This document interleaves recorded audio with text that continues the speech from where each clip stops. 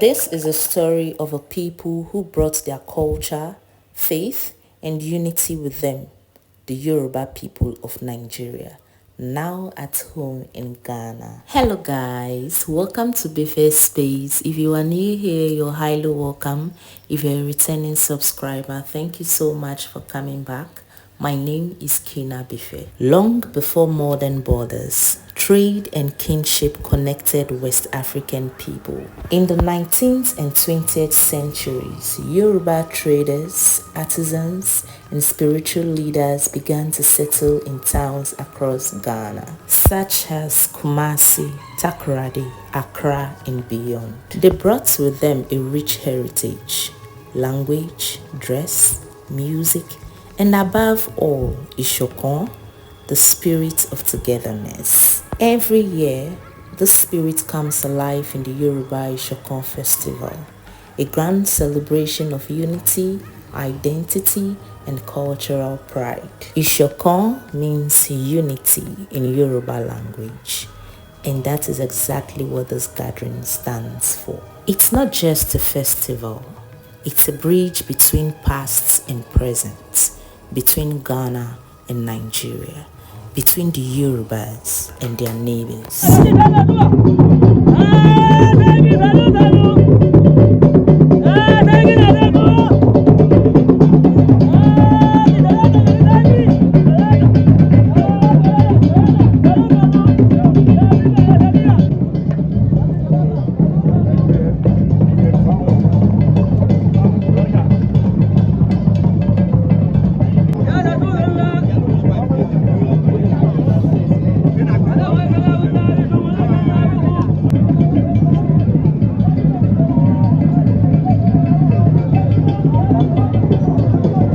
Ghanaians and Nigerians dancing side by side proves that culture knows no borders. In a time when differences often divide, the Yoruba Isokon Festival stands as a vibrant message of peace.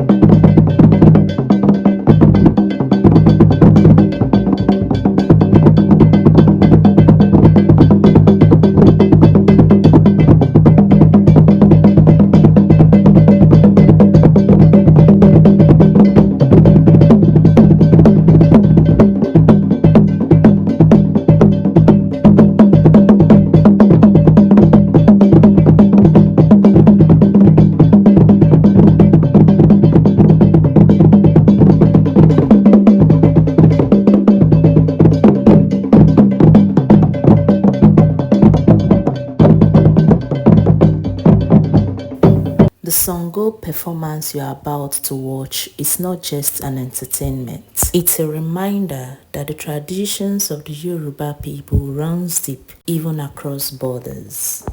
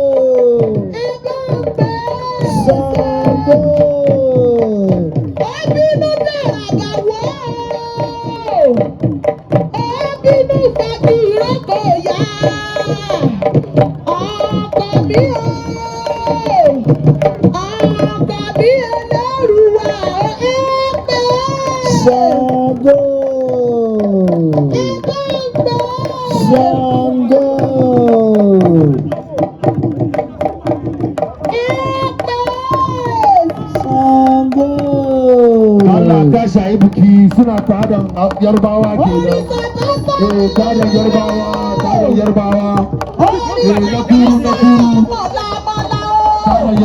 kuru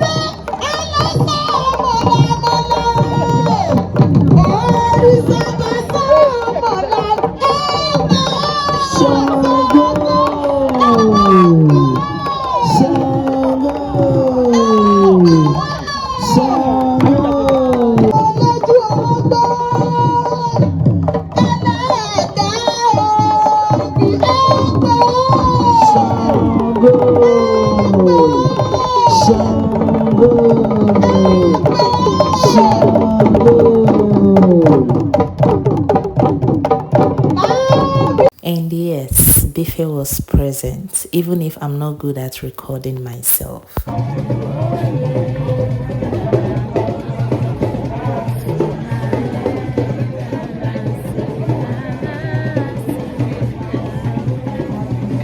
Though we came here decades ago, but we never forgot who we are. Isokan reminds us that we are one people, no matter where we live. An elder said, from Nigeria to Ghana, from one generation to the next, the Yoruba story continues. Rooted in unity, celebrated in songs, and carried by the rhythm of Isokan, the heartbeat of a people who remembers where they came from and where they belong. As this video comes to an end, I would love us to listen to this melodious rhythm from the Fontom From and Atumpan talking drums. These talking drums hails from the Akab part of Ghana, West Africa. I hope you enjoyed watching this video and you would still enjoy listening to the talking drums. Thank you so much guys for watching. Please do well to subscribe to the channel, turn on the bell notification so you can get notified whenever I upload a new video. And until I see you next time, do not forget to always smile because you're beautiful when you do. Bye.